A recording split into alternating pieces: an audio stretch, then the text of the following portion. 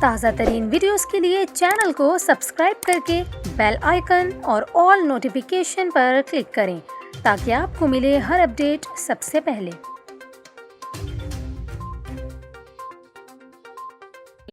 اور یہاں پر آپ کو خبر دیں، کراچی میں بلدیہ اتحاد ٹاؤن میں کار پر فائرنگ سے ایک شخص جاں بحق ہو گیا۔ مقتول کا 3 ملزمان گاڑی پر پیچھا کر رہے تھے۔ پولیس کے مطابق اتحاد ٹاؤن میں عیدگاہ موڑ کے قریب کار پر فائرنگ سے جاں بحق شخص کی شناخت 37 سالہ رفیع اللہ کے نام سے ہوئی۔ رفیع اللہ کا 3 ملزمان گاڑی پر پیچھا کر رہے تھے۔ ملزمان نے پیچھے سے فائرنگ کی، گولی مقتول کے سر پر پیچھے سے لگی۔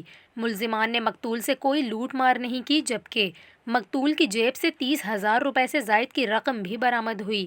اس حوالے سے پولیس کا یہ کہنا ہے کہ مقتول رشید آباد کا رہائشی ہے، تاہم وہ اتحاد ٹاؤن میں سنسان جگہ پر کیا کر رہا تھا، اس بات کی تحقیقات کی جا رہی ہیں۔